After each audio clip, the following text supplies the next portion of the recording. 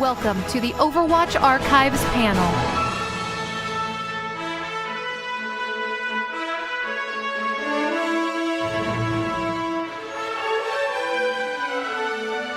Good morning. How is everybody? Thank you so much for being here. I am Jeff from the Overwatch team. I'm Arnold from the Overwatch team. I always wanted to say that. So this is a panel that Arn and I are so super excited about. We think we're going to have so much fun this morning with you guys. What the Overwatch Archives panel is a look at the making of the game, and it's really behind-the-scenes stuff that nobody's ever seen before. So we know BlizzCon's been about all the new cool announcements like Blizzard World and Moira and all that stuff, but now we get a chance to do something we don't normally do. Yes, time to show some secrets. Secrets, past secrets. Okay, so what we're gonna do is we're gonna walk you guys through the timeline of how Overwatch got made. And it really starts back in the summer of 2013 is where we started. Yeah, so at this time, the team was really of reduced size. We just came off a canceled project. Everybody had a lot of things to prove at that point, and we just had this opportunity to come up with new ideas, so everybody's really fired up. Yeah, and the studio had given us, internally we're known as Team 4, and the studio had given us 6 weeks to come up with some game ideas, and if one of the game ideas was cool enough, they'd put it into production. So as a team, we looked at the 6 weeks and we decided how do we want to spend it. And at first, we thought, well, let's just start coming up with ideas and see where we get. But we knew that we would fall in love with the first idea we came up with. So we came up with this plan that we were going to take 2 weeks apiece and come up with 3 totally different game ideas and force ourselves at the end of the 2 weeks to move on to a different game idea each time. So we decided to start from a place that we were very inspired by and something we very much loved, and we started working on a StarCraft idea. The thing about StarCraft and working at Blizzard has so many great games that when you're on one team, you just look at the stuff that people are doing on other teams like World of Warcraft and StarCraft, and you just want to work on those universes. So it was a huge opportunity for us to dive deep into the StarCraft universe. And we wanted to tell stories that you might not be able to tell with an RTS. We wanted to explore the world, what the civilians were like, what the people like down on the ground on these planets were like. This is an image that we did really early on in the project to kind of pitch this idea. And it's actually based off a really old Chris Metzen sketch way back in the StarCraft 1 days. I think it was a prospector image that he drew. It was one of my personal favorite ones, and we kind of wanted to bring that vibe into this new game idea that we were doing. Yeah, and Arnold, that picture looks super familiar. Yeah, well, even though this project didn't come to fruition, the hero eventually was a huge inspiration for a hero in Overwatch. Yeah, so eventually it became Winston. Yeah, Winston, as everyone knows. So, as you guys know. But what was cool, like Arnold was saying, we took a lot of inspiration actually from Warcraft 3 and World of Warcraft on the StarCraft project we were working on. And when we first started working on World of Warcraft, we said we need to show a different perspective of the Warcraft universe. We don't want to make an MMO where everybody is just like the Stormwind Guard, like you're the footman from the Alliance. From Warcraft 3, we really want to show you what it's like, who the individuals and the people are in this world. So that's why the StarCraft idea was really compelling, that you saw a different side of the universe than the large army big wars. So we had so much fun working on this. The guys from the StarCraft team were coming over, guys like Sam Didier, and just totally firing us up. And I think at the end of the 2 weeks, nobody wanted to move on. We all just want to make the StarCraft game. We had this complete pitch deck. We had like all these different mock-ups for screenshots and like armor sets and all that stuff. It was super fun to work on. Yeah, it almost felt like okay, now we're just going to phone it in for 2 more ideas and like get back to the StarCraft idea. Yeah. But oddly enough, right after that, we switched onto a brand new project. And this time, we decided to explore a brand new intellectual property and a new universe that Blizzard had never done before. And it really was a Chris Metzen idea that we were super excited about. And Chris does such a better job than I do of telling this, but basically the idea is that there was this far remote outpost planet in the universe where it was sort of like the crossroads of the universe, and all different alien races would end up on the same planet, and we thought it'd be a really cool setting for a video game. Yeah, I remember like coming up with all these different ideas for art style, because you don't get a lot of opportunities to work on a new IP at Blizzard, and we were just, the gears were spinning, and there were so many things we wanted to do. And one of the things about working with Bill Petrus, our art director, is that whenever he creates a piece of art, and he was the original art director on World of Warcraft, it's such a treat because it just sets the vision so clearly. So we want to show a piece of art that he did for this new project. And he's usually a super busy guy, and he doesn't usually get a lot of time to do art, but I think even seeing him like being so fired up and doing like 3 pieces of art in the span of like 2 days really inspired us to want to work on this new project. So Bill was doing a ton of art, and we were starting to get really fired up about what this brand new world could be. And it was absolutely beautiful, and it was very inspiring. We were also pulling a lot of reference art from games, movies, DeviantArt, places that just inspired us of what sort of things could we use as our muse or our inspiration. And during that time, there's kind of like 3 elements to exploring a new game idea that we were looking at. One was defining the visual style, so doing things like Bill's concept art that you're seeing right now. The other part was all of our engineers were exploring what technology would be needed to make a game like this work, because we had certain demands, like how many players do you need to be in an area, and how instanced or non-instanced is something. How much persistence is there in the game, meaning if you get an item, does it exist 3 months later, and that sort of thing. So our engineers were doing a lot of tech research, and then there's a lot of game design that has to happen during a phase like this as well. And the game that we were talking about making in this sort of crossroads of the universe type game that we were exploring was an MMO, and it was going to be class-based. And we were exploring somewhere between 6 and 9 classes for the game. And we had a class meeting where our class designer is a gentleman by the name of Jeff Goodman. You might know him from his work on World of Warcraft and his work on Overwatch. Jeff had also been the class designer for Titan. And I remember in the class meeting, Jeff Goodman said something that just really has stuck with me forever. And he said, in that class meeting, he said, I wish instead of doing a game with 6 or maybe 9 classes, we could do a game with 50 classes. But I wish each of the classes was very focused and had a certain set of abilities, and they could all be wildly different from one another. He's like, that would be a game that I think we could make, and that would be so compelling. So Jeff says that in the meeting, and we're like, we kind of go back to our desks, and you're thinking for an MMO, if it's going to have X number of levels, and if you're leveling up and you need gear, like there's no way we can make 50 classes. It's tough for World of Warcraft to get to the number of classes it is right now at 12 years in. So, but it really stuck with me because I'm like, that's an awesome vision. And at the same time, we were in this like post-mortem wake period of losing Titan, this game that we were in love with and we had poured our hearts and souls into. And one of the things that was the most awesome about Titan was all of the incredible art that was being done for the project. I always tease that like if we wanted to come out with an art book for Titan, we probably could come out with 6. Yeah, like, there's a lot of just volumes. Like there was a lot of art done for that project. But if you guys want to see some of, there's actually some in the Art of Overwatch book, the Overwatch art book. So if you guys haven't checked that out yet, there's actually a lot of stuff like when you see the Tracer section from those early days. Yeah, and this guy, Arnold, had done a ton of the art, and one of the things that really inspired me was his character art. Because not only were we doing art design on the character classes, we were also doing art design for lots of the bad guys in the world of Titan.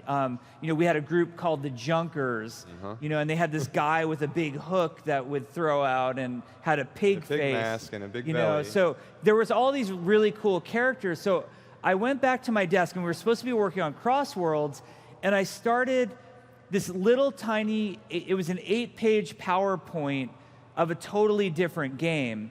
And this was one of the slides from that game.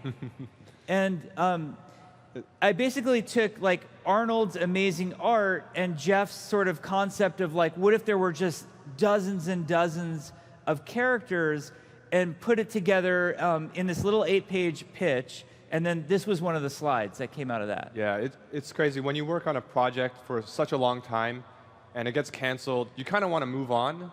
You don't really want to see any of the art that you did. You're like, I want to move on and do something new.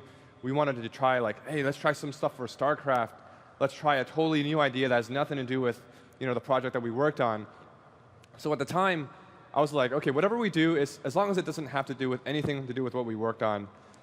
But then as soon as you pitch the idea, like, oh, instead of classes, it's characters with backstories. Like instead of the jumper, we're like, oh, what if this character had a name? Tracer. And what if she had a backstory? She's from the UK. She used to be a test pilot for this group called Overwatch.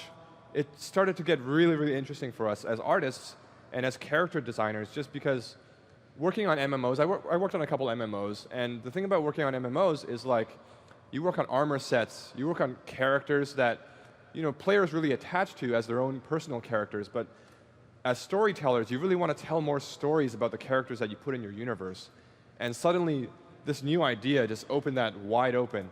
And it was like, okay, now remember that dude, the Reaper? Let's give him a totally fleshed out backstory and how he was involved with Overwatch. And suddenly all these ideas started to spring out, and it just really, really inspired the team to make this game. Yeah, and so we're supposed to be working on this Crossroads of the Universe idea, and we're only like maybe 4 or 5 days into it. We never got to the final pitch deck. No, we're like, we didn't make it all the way, and like Ray Gresco, who was our production director at the time and is now our executive producer, he came and he looked over my shoulder and he's like, oh, so are you guys working on that MMO idea? Is that what that deck is that you've got up on your screen? I'm like, no, actually, Ray, this is a different idea. Let me show it to you real quick. And it was super brief because it was only 8 slides. And Ray just immediately turns to me and says, that's what we should be doing instead. You need to pitch this to the team and see how they feel about it. And then so we took it to Metzen right after that. And this is all like transpired in over like 30 minutes, pretty much. Then Ray and I took the deck to Chris's desk and then showed Chris and said, imagine that these were heroes and characters and not just classes, and we could make this like awesome action shooter game. And Chris had the same reaction as Ray, like, why are we wasting our time on these other game ideas? We just should make that. That is exactly what we should make. So we went to the team the next morning and we showed the team, and they universally fell in love with the idea, so much so that we did this like little assignment after we finished the pitch where we said, hey, if you guys are super into this idea, go back to your desk and throw a hero idea together that you think would be cool, like a design, and pull some art from the Titan file and see what you come up with. And they came up with 48 hero ideas, like in a morning. Yeah, I still remember the idea I came up with. It didn't make it into the game, but it was like so fun just to think of all these different abilities and like different weapons that we could stick to some of these concepts that we did. The story I love that you tell them, Alex Afrasiabi, who is the creative director on World of Warcraft, was actually part of the Overwatch Inception group. Mm-hmm. Why don't you describe what his hero was that he pitched that day? What was that? I think that was like... It was Russian. Do you want me to tell the story? Yeah. Okay. So...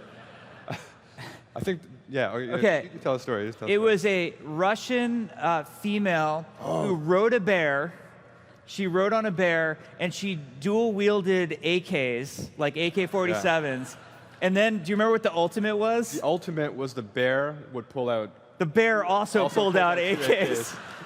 That's a very Alex Afrasiabi idea right there. So hopefully you guys can help me in this too. Convince him to come work with us on Overwatch. We would love to have Alex's ideas. So anyway, this is literally the slide from that like super ghetto pitch deck I did. And this is like what we call designer art. Like I just pull Arnold art. I'm using the default PowerPoint template there. You can see Spec Ops, his main ability was stealth. So you don't need art for that. Yeah, he looks fine.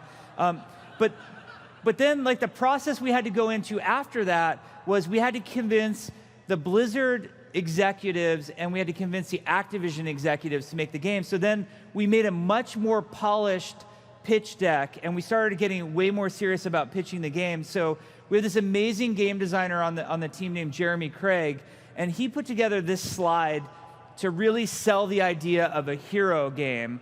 So this is going to make the internet explode, this slide right here. This is one of my favorite slides. And if you're pitching a game idea, you want Jeremy Craig to make your pitch deck, because he makes it look so good. And he was able to take all of these characters, and some of these were player classes from Titan, some of these were NPCs, some of them were just random ideation drawings that we did. Like Mama Hong's one of my favorite ones. I think the only like original for Overwatch design was Winston. Yeah, I think everything else sort of came from Titan. Totally. So it was super inspiring. And whenever we would show this slide, we would be pitching the game to like game directors at Blizzard and production directors, and we were pitching the game to Mike and Frank, and it was so awesome because everybody immediately was drawn to different heroes. Oh, Luke, that's such a cool idea. That's one of my favorite ones. I want to be Luke someday. And I think Mama Hong was probably the one that I personally hope makes it into Overwatch someday. And she's been very controversial, but you can see other ones like Angelica went on to become Mercy. Yeah. And then we had, there you can see Symmetra and Torbjorn are all mixed in there as well. You can't really tell from the design, but Longshot ended up being Widowmaker. Yeah, there's just so many cool ideas here. Every time I look at it, I notice a new one. So we're also pitching this idea of like a global game that took place at all these cool places on Earth. And we were saying, hey, roughly at launch, we would probably have around 12 maps. So we took a lot of concept art from Titan, and as you can tell, I mean, some of you guys are more on the art side than others, but those of you who are artists can really recognize the difference between this art style and the Overwatch art style. And you could probably talk best to it. This is some beautiful art from Peter Lee, one of our concept artists. And he really did a ton of beautiful paintings for Project Titan. And for Project Titan, we had idea of having all these different locations in different worlds. But you'll notice the art style is a little different. And I think once we started working on the characters for Overwatch, we took the inspiration from these locations and really spun the art style onto it. I remember Bill Petrus, our art director, along with Ben Jang, our senior concept artist, really kind of pushing the color, pushing the silhouette, and just getting really that vibrance of the Overwatch universe into the world. Yeah, and you can even see like the World of Warcraft inspiration. Yeah, yeah. So the whole Blizzard team was amazingly inspired and supportive of this idea. We showed this game to Mike Morheim, who's our CEO, and Frank Pierce, who's one of the founders of Blizzard, and he's in charge of all of game development. And they were just like, go, this is awesome. We think your team can do a really good job of this. And then the next big step was pitching the game to Activision. So Blizzard is, we are a merged company with Activision Blizzard, so we want to make sure our Activision partners are on board with the idea. So we go into a meeting where we have to pitch this new game concept to the top executives at Activision. It was kind of a very daunting experience because you have to remember 6 weeks earlier, we were the team that was responsible for getting one of the biggest investments canceled in probably company history, maybe video game history. I don't really know. So you're walking in this room and you're like, are these guys, are they still holding on to that? Are they a little angry at us? And we're going through the pitch deck, and in hindsight, and I feel really naive saying this, but in hindsight, we should have thought of this ahead of time. We walk into the room, and here is Activision, this company that makes Call of Duty, which is one of the greatest, most successful shooters of all time. And then we're the team that just got a project canceled and failed making it, which was going to be a shooter. And we walk in and we sit down at the table, and we're like, okay, we have this new idea to pitch for you, just what Activision really wants right now, a shooter. A shooter. And like in hindsight, I should have known walking in, like that probably wasn't super wise. And to the Activision executives' credit, they were so good. Like they were supportive, and they didn't maybe I'm projecting, but I had this feeling of like when you kind of look at mom and dad and they're just doing the, oh, like, what are you guys You're like, doing? and Yeah. But and then the pitch was going on, and what was funny is like when we pitched it to the Blizzard executives, like they were super interactive and they were talking to us through the whole pitch and asking questions, and it was very interactive. And in the Activision pitch, it was very quiet the whole time. It was almost like you were in this like vacuum chamber in the room. And then I'm going through the slides and I'm trying to really sell them that this is going to be an awesome idea. And Bobby Kotick, who's the CEO of Activision, stops me like dead mid-presentation. Like he's like, just stop, go back 3 slides. And instantly in my head, I'm thinking, oh no, what was 3 slides ago? Because Bobby is just so sharp and like nothing is lost on him at all. And as part of when you pitch a video game, you also have to do like some market research, and you're also pitching some financial forecasts and that sort of thing. And I'm thinking like, was maybe one of the financial forecasts was off or unrealistic that we had put in, and that was 3 slides ago. But the slide Bobby had me go back to was this slide. I'm pointing there, but it's actually there. It was this slide, and it was this picture that Arnold had drawn. And he stops the meeting, he actually stood up, and he walks up to the screen, and he's just walking back and forth in front of the screen. And he said, I've never seen characters like this before, and I've never seen art this compelling. This art is amazing. This is going to be an amazing universe.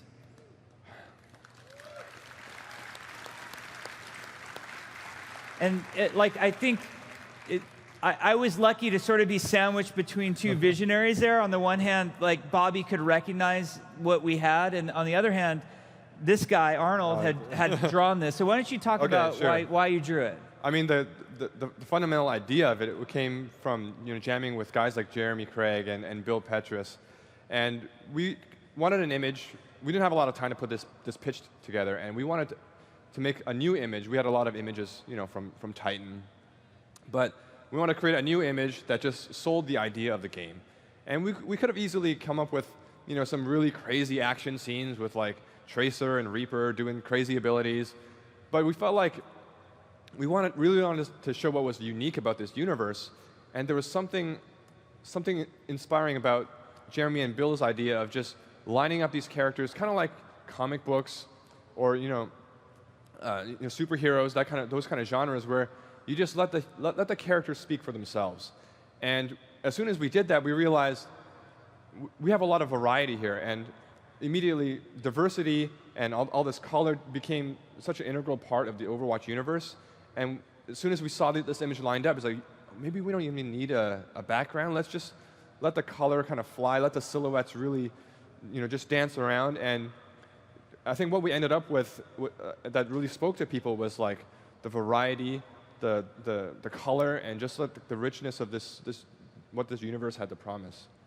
Yeah, so this picture, not only did it inspire everybody at Blizzard, everybody at Activision, but it really inspired the team, and it was like a cornerstone. And you're probably wondering why it says Prometheus across the top. All Blizzard projects, before they get announced, have a code name.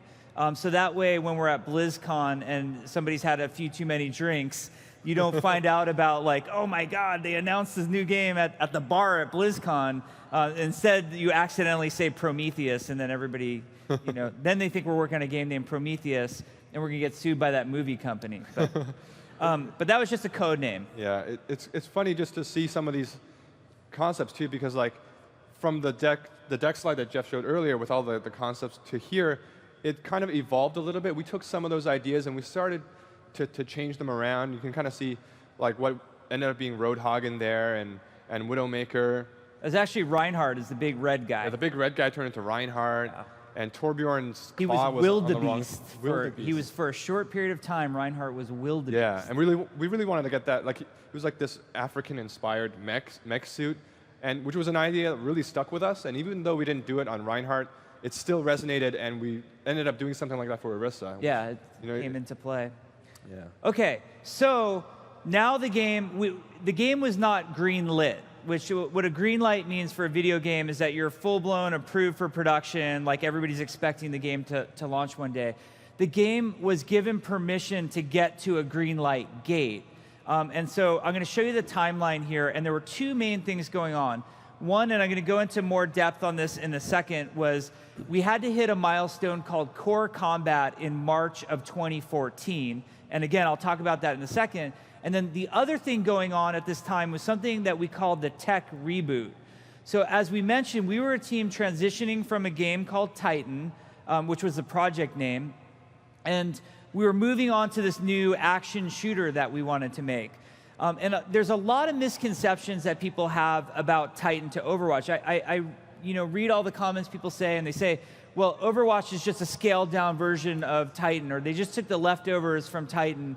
But I really don't think that does the game justice. So we were making a brand new engine for Titan that did evolve into the Overwatch engine, but over 3 million lines of code had to be deleted from Titan in order to make Overwatch, and all that remained was about 700,000 plus lines of code. That's about it.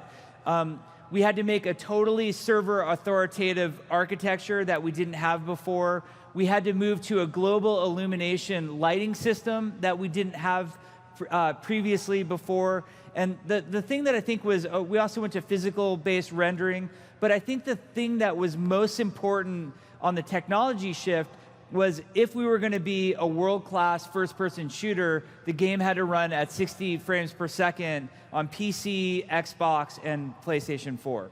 Yeah, and one of the things that I hear a lot too is like, they just took all the art assets from Titan and they put it into this game Overwatch. But actually, I mean, though we took a lot of the concepts and the ideas from Titan, all the art from Overwatch was made from scratch. We had to start all over again. We had the Reaper in Titan, but we slightly redesigned him, and we modeled him from scratch. We modeled Torbjorn twice, I think, and everything for Overwatch was just made brand new. Yeah, there's 0 models or textures or animation from Titan in Overwatch.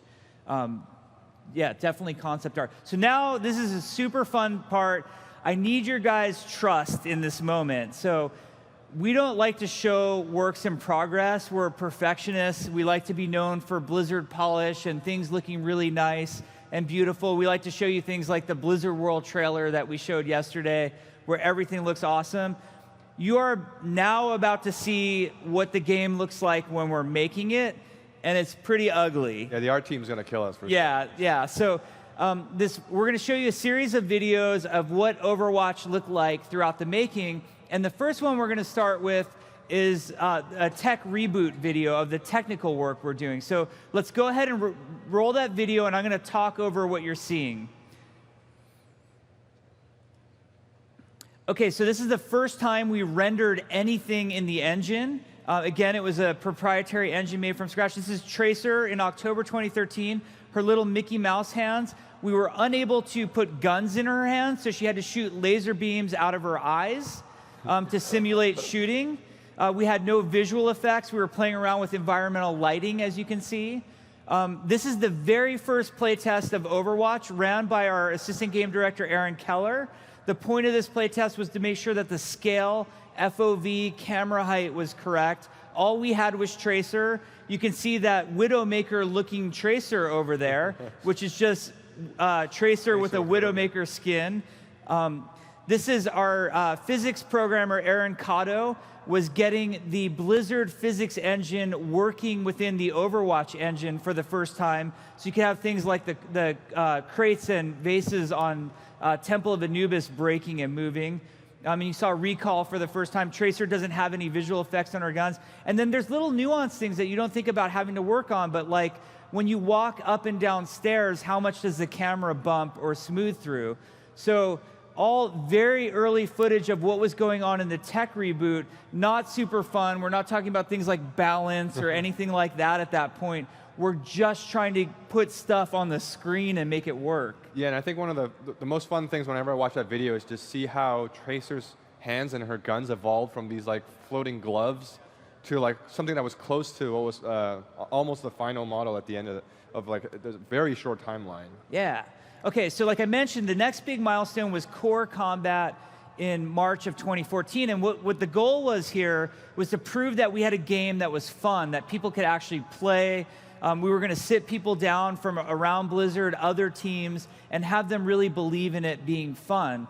So what we promised to deliver was one map. We were going to make the Temple of Anubis. At the time, it was just known as Cairo. That was the code name. And we were going to have 4 heroes, which were going to be Tracer, Reaper, Widowmaker, and Reinhardt. Yeah, Reinhardt was actually going to be the 4th hero. And at this time, we had a lot of concepts, and we were continuing to concept more and more heroes. So Reinhardt was going to be the 4th hero, and we had a version of him working in the game, but there was, because he was our first melee-only hero, it came with a lot of difficulties of getting that feeling good for core combat. So what we did was, Jeff Goodman had a prototype of Rocket Dude in the game. His name was just Rocket Dude, and he had a jetpack and a rocket launcher, but already he was super fun to play and was a character that we could implement into the game and feel good, fighting with Tracer, Reaper, and Widowmaker. So we took that idea from the game design, and we spun up like many, many different rounds of iteration on Pharah, and eventually she became Pharah. Yep. So now we're going to talk over core combat video where you see the game evolving even more at this point. So go ahead and roll that video, please. All right, so you can see early Temple of Anubis. Tracer doesn't have all our textures, but we're getting things like recall in there. Yeah, the Reaper's T-pose all over. We use the Reaper for scale sometimes. Early on, we're still figuring out how to scale our buildings properly. Sometimes we forget to delete the Reaper. Yeah, so you just have Reapers all over. This is literally the first play test ever with Pharah in it. The first day she was in, you can see how slow her rockets are shooting. You barely see it without the trail view. There's no visual effects there. Here's an early animation prototype for Tracer. We're still getting the hang of getting the third person. Her head is just bobbing wildly, which made headshots really hard. So we took a lot of iterations to get just the right amount of movement. All right, so we're moving along, and this is interesting because we came back in January of 2014, and now the game was starting to be fun. I mean, granted, it was only Tracer versus Tracer, so all you No Limits fans would have loved it back then, and Tracer mains. But the game was actually fun, and you can kind of see Temple of Anubis is really taking shape now in terms of level design. We play the levels just blocked out in gray blocks like that. And then we were really proud. This is just 24 days later. You can see the progress that was made. And the whole time here, the UI is evolving. The game mode is starting to work. Like, we actually have capture points that you can stand on. And more and more is coming together. Early health pack, as silly as that looked. You can see the Temple of Anubis was open. Now here's Reapers in the game. Now you're going to see the world's coolest Death Blossom animation is coming up right here. Greatest animation. Wait for it. There it is. And this is what the game looks like to us when we're making it. His muzzle flashers are these giant Pharah's balls. rocket launcher is making some progress, but it's going to look different. We decided she's blue now. Like, I remember that whole meeting at your desk for what color Pharah should be. We're getting Widowmaker's grappling hook working. And then we're learning things like, hey, maybe you shouldn't be able to get up there in Temple of Anubis.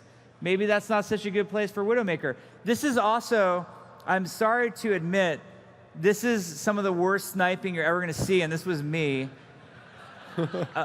And like somebody said, like, oh, at least you finished him off. I'm like, I didn't finish him off. Somebody else finished him off. I didn't even hit him. And then by February, we're like now getting really close to our March milestone. Yeah, the lighting's starting to come in here with all the stuff we were doing with the new engine, and it's just started looking so beautiful. Temple of Anubis started to come to life. And like the UI is evolving now. You can see we're getting like a character portrait there, an ultimate.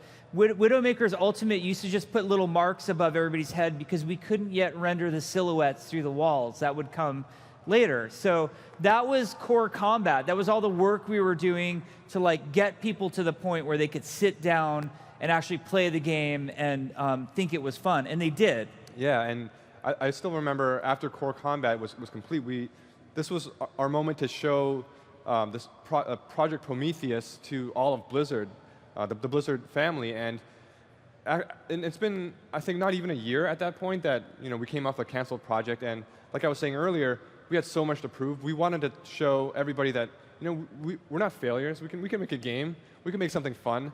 So there was a company show and tell that every now and then we'll show everybody else what we're working on. All the different teams kind of show their latest work, and nobody really, I don't know if anybody expected. No, they didn't think we were working on to show anything.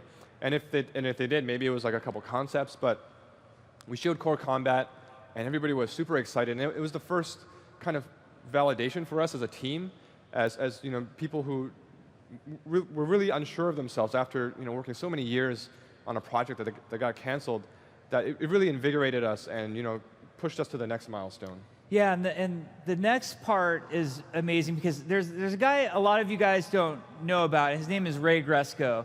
And Ray is really the leader of the Overwatch team, and Overwatch would not exist without Ray. And throughout the whole, shutting down of Titan to starting of Overwatch, Ray was that guy that just, steered the ship the whole way. And Ray came out of the Titan reboot, and he said, once he saw Overwatch, he said, we are going to announce that game at BlizzCon next year. We are going to become a Blizzard story for Blizzard developers far in the future, that we were the game that got canceled one year and announced at BlizzCon the next year. And it was through Ray's inspiration, leadership, and belief that we could actually do it that he literally put the team on the track that, like, we're doing it. BlizzCon 2014, we need to announce the game. So we quickly started to think about, well, what does it take to announce a game at Blizzard? And we felt really strongly that when we came here to BlizzCon, and we were going to announce the game, we didn't want to be one of those games that just gave you like a little teaser trailer or like, here's a fuzzy version of the logo, like Overwatch, figure it out. Like maybe, like we wanted to be here. And so our goal was, as a team, we came up with, we're going to have 3 playable maps and 12 playable heroes on the show floor so they can play it all weekend, so they can decide if it's cool or not, rather than like we're all going to argue over the fuzzy logo if that's cool or not. So we moved into our BlizzCon milestone, and we're going to show a movie right now of getting all of those 12 heroes together. Oh, actually, I take that back. In the effort to get all those 12 heroes together, there was so much work, and I think sometimes people don't realize how much work goes into one hero. So we wanted to do a breakdown first of like, let's look at just Hanzo coming together, and then you can extrapolate that to how many heroes that we were involved in. So we're going to start with Hanzo right here. You're going to see the earliest versions of Hanzo in this video. Check it out. So a designer by the name of Mike Heiberg was the guy who implemented Hanzo. And the first thing we just worried about was getting the bow to feel good. Then we worked on things like Sonic Arrow. So he's hiding Widowmaker right there, and we're throwing the Sonic Arrow. And again, we can't render the silhouettes through the walls just yet. And then everybody's favorite ability, Scatter Arrow, being worked on right here. And back then it was just called Ricochet Shot, but getting the physics to work. And then we were working on this ability called Dragon Strike that was going to be a moving area of effect that does damage. And so for us to do that, we rendered these spheres. Mike Heiberg rendered these spheres, and it quickly became known as the Caterpillar. And you can see it, there it is. The googly eyes. And he put googly eyes on it on the other side. So that was Dragon Strike. And then it wasn't even animated for a while. You'll see now we have a dragon. Yeah, so this version is just moving in space. And here's an early animation test by our animator, Jesse Daves. And at this point, we were like, this is really cool, but it's so different from the big caterpillar. It doesn't fill that same hitbox. You couldn't tell if you were in it or not. Yeah, like, could you dodge it if it just moves the right way? So in some meeting, we kind of drew this on the whiteboard. Like, what if there was 2 dragons, spiraling? And so this is an early concept kind of based on that idea of how these dragons would kind of birth from this portal and kind of spiral around, and just that idea that would help fill that hitbox that Mike Heiberg was thinking of. So this is the final version that we showed at BlizzCon. Yeah, so you can see just like the evolution that even a single ability takes in a game. Like there's a long iterative process, but it's a lot of fun. We have a lot of fun doing it. Yeah, another thing that we did a lot during this time was we knew the heroes that we wanted to make for BlizzCon, but at the same time, we were developing all these different ideas for new heroes, trying to find their boundaries for this new universe. So at this time, we had Winston, And we knew that in the Overwatch universe, there is a talking, intelligent gorilla from the moon. That exists. So how much further could we go? We really wanted to see how far we could stretch this universe. So we tried things like, see on the left side, there's like this little thin alien dude. There's a dude in like full bomb suit armor that you can't even see his head, and you don't know if it's a robot or an alien. And the best. Jeff's favorite, as a big hockey fan, and we had like crazy ideas like this hockey hero. He had like jets on his legs, and I don't. Is he even playing hockey properly? I don't know who holds a stick like that. That's like curling pose or something. But I like the idea of the hockey hero, but we got to work on that pose. So we're trying so many different things. I still remember one of the other the game designs that Jeff Goodman had was this flying character with a flamethrower. So not flying in the sense of Farah, but almost like free flight. I think it was. Free flight. And so we thought we felt some of those ideas from the last page were a little too crazy. So we're like, hey, let's bring it back. We have Winston. Let's take a smaller step. Let's do a monkey. So we did this. We put a jetpack on a monkey, gave him a flamethrower. We're like, how does that feel? Feels dangerous. Yeah. So we iterated a few more. We tried a robot monkey.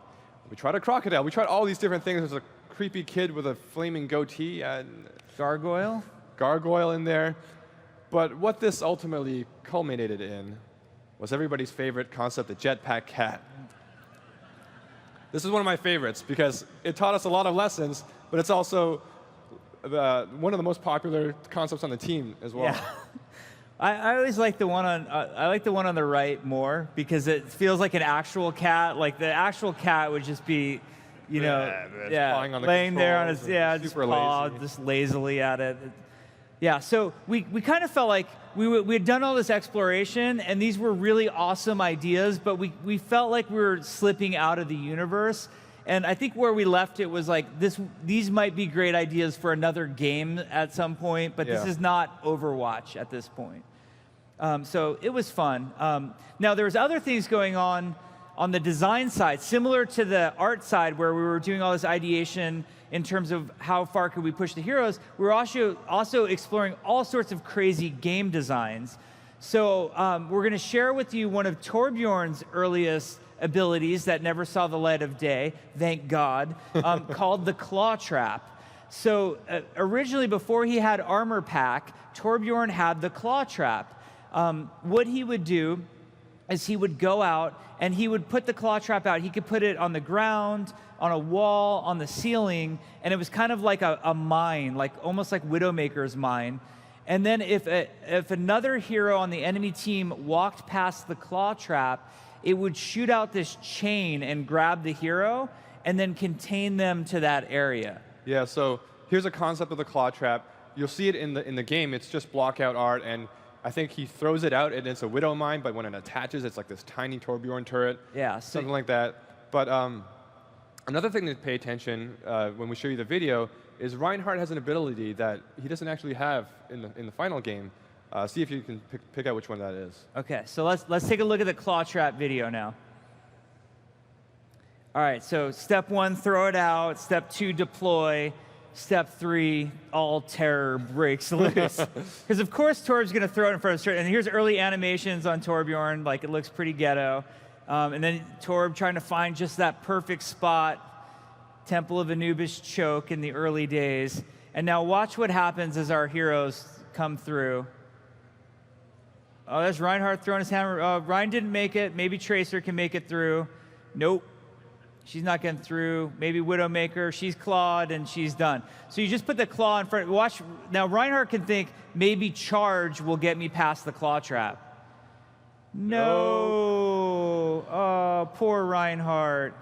I like he's just like deer in a headlights. He doesn't even try to swing or anything. Ironically, when Reinhardt got that hammer throw ability, it was because of the Claw Trap. Because what would happen is Reinhardt kept getting stuck in the Claw Trap and then had nothing to do and no way to kill the Claw Trap. So we gave him the hammer throw. Then we had the hammer throw on Reinhardt, and we had this weird moment where Reinhardt would throw his hammer really far, and then he wouldn't have the ability to swing at anybody. He'd be like, guys, I'm waiting for my hammer to come back. And then that's how Fire Strike evolved over time. So All of this was going on at the same time. Eventually, it all culminated in what was to become our BlizzCon announce at 2014. And at the same time, we're also working on the animated short to announce the game. So there was so much work going on. And then you'll even see some things.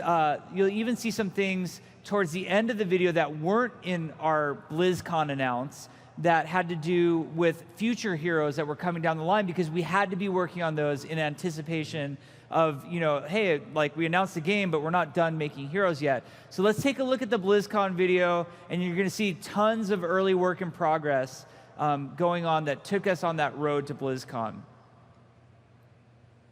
So this was, I think, literally the first Mercy gameplay that you're ever going to see. Early Reinhardt with his shield. Mercy got rezzed. You'll notice early on, Mercy's healing was green instead of yellow, and we're kind of mixing the colors, and we really needed to decide what healing color would be. Would it be yellow or green? And I think we saved green for poison eventually. Yep. And then King's Row looked like, all block out. This is early Robot City in King's Row, the final point. You can see how open it used to be. We had a couple problems there. One was sightlines, and then the other was people like me falling in the pit like idiots. Ragdoll physics. So that happened a lot. Early Reinhardt charge. Poor Torbjorn. You used to have no startup time. You'd press the button and you'd instantly. Yeah, you'll see him run too. I think right here. Yeah. There it is. It looks awesome. Show it at BlizzCon. And then we didn't have a payload, so we had this truck. And then we didn't have art for the icon, so we used the Doge. He's there. You just maybe if we switch back to that icon, people would actually hey, what's that? Be attracted to it in some way. So you can see, and then we're doing all this stuff of like making the Reinhardt hammer feel good. Yeah. Here's some early technology we're trying to get for Mercy's ribbon to work. And interestingly, one of her ults back then was to actually heal multiple people. Yeah, heal multiple people. It kind of comes full circle. Yeah. The payload's evolving. You can see all the iterations of Reinhardt's shield in these early ones. This is before we had like the nice shader for Reinhardt's shield. This is actually Winston. You might think you're looking at a ferret. This is the first Winston playtest. So his leap ability used to be like Doomfist's alternate leap ability, and then he didn't have animation, so he just ran around like a dude. You can see him, Winston just running around. Yeah. If you notice the targeting thing, right in the middle, there's like a banana. Yeah. See the banana right there. So that was Winston's, and he would just run around. He got killed by Tim right there. Awesome death pose.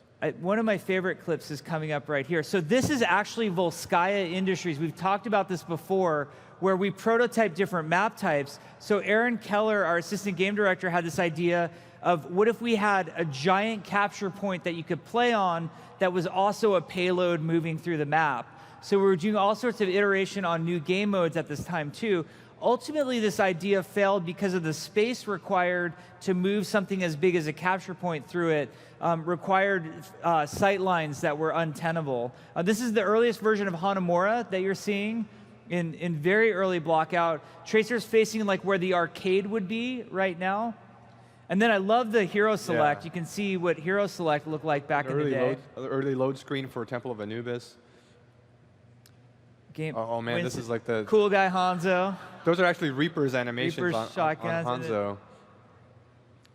Old Widowmaker face. This pose.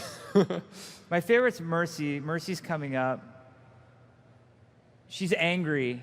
She's like, you're going to nerf me in 2017. And I'm angry. I'm not... Too soon. Too soon. We're moving on. That bus in King's Row went through so many iterations just to get the right shape. Oh, Bastion, his first day in the game. Perfect. He's got a tracer trail on him for some reason. It turns out transforming robot was hard. So early Hanamura, this is kind of exciting because this shows point B of Hanamura.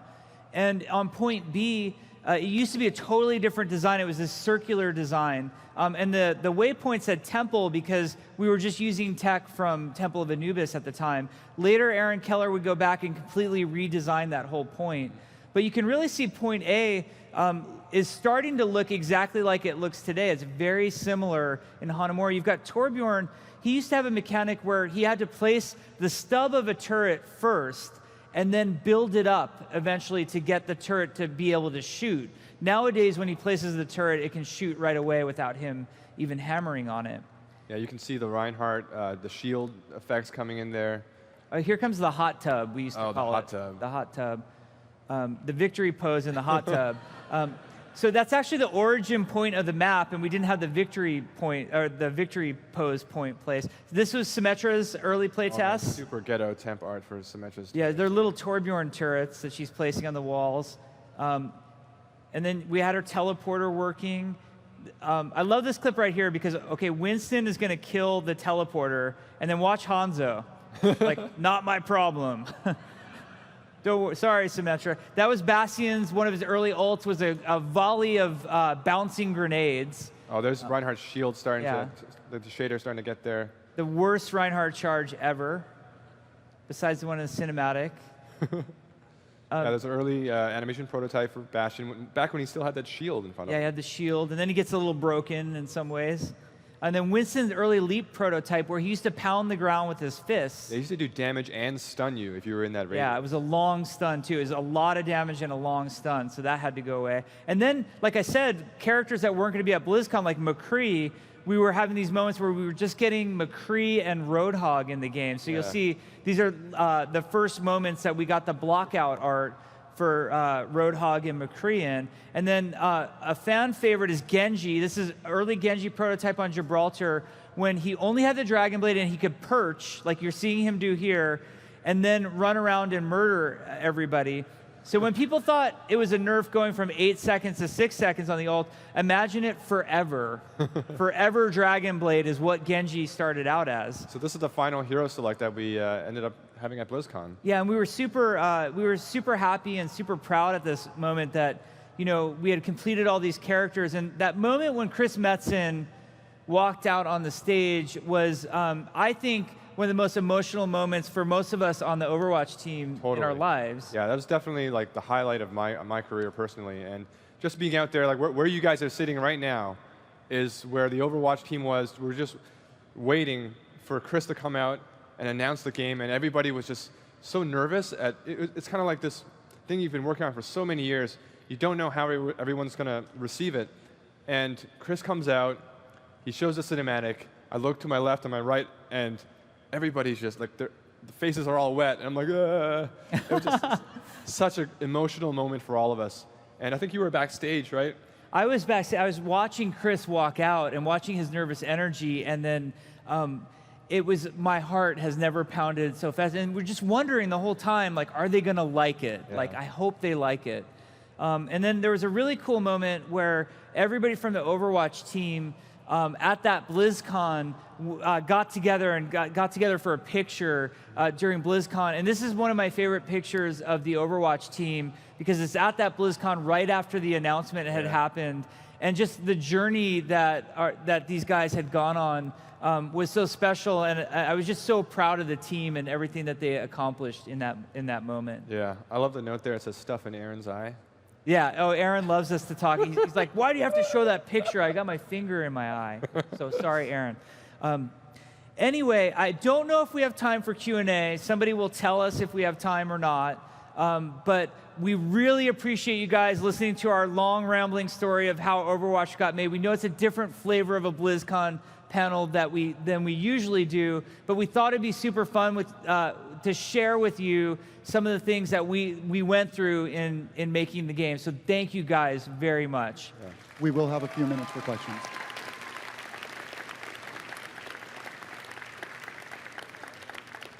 Oh, okay, awesome. It looks like we can take some questions. Hey guys, this is my 5th BlizzCon here, and this was by far the best, most informative, awesome panel of all 5 years I've ever. Oh, thank you. Seriously, thank you. That's so awesome for to hear. showing this. We had so much fun doing this. Yeah. Will we ever see any kind of video in-work progress of Titan similar to what we saw of Overwatch today? So I'm a notorious, I call it a digital pack rat, and I take screenshots and videos of everything that we've ever worked on, you know, dating back to the earliest World of Warcraft days. I have like probably 50 gigs of video of Post Titan it. and screenshots. I think Please. we're letting the healing process happen for a while more, but I think someday it'd be cool to talk about Titan, what went right and what went wrong. So it's possible someday you will start to see some of that stuff. I smell a documentary.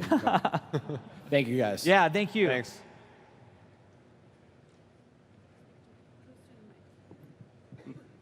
Hi. So I know I really like the Officer Diva skin, and I think she really needs a partner. Have you ever considered doing Officer May, since she already has the perfect voice line for it? That's a great idea. I think, yeah, that's Officer May. Hell yeah. You're asking the skin guru, so like you're Make it happen. heavily influential right Yeah, now. we're very inspired by all the ideas the skin ideas that like the fan art and the stuff you guys come up with in the community. So, Officer May, it's awesome. Sounds cool. No pun intended.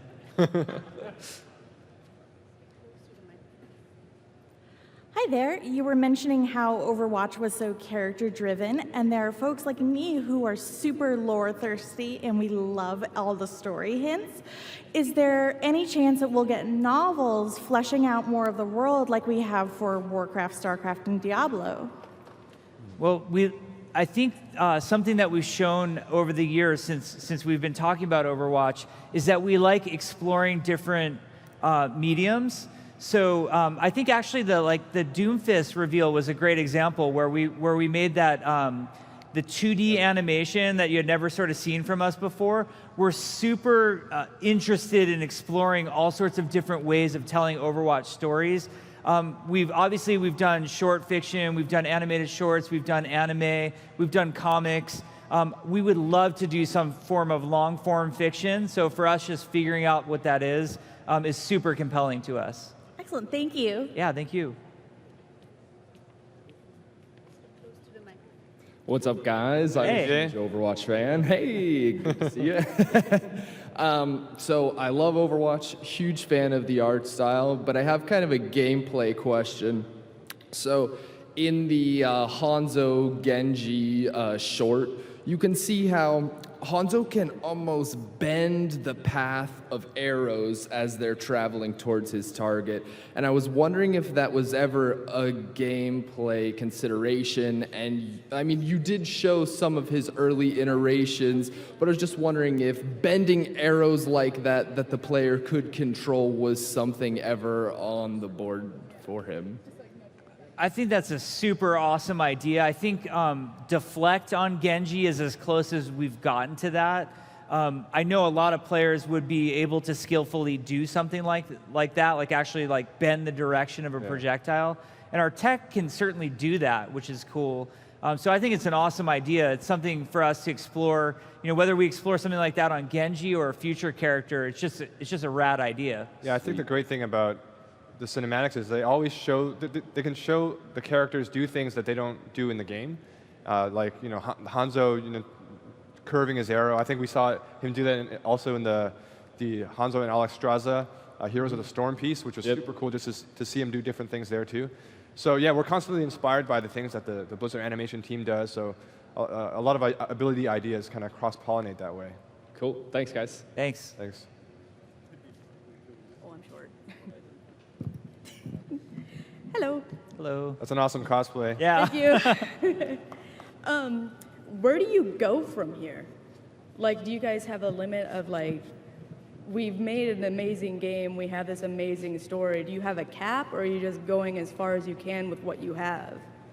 Well, we know we're only as good as our last patch, and we have to earn it every single patch, every single day.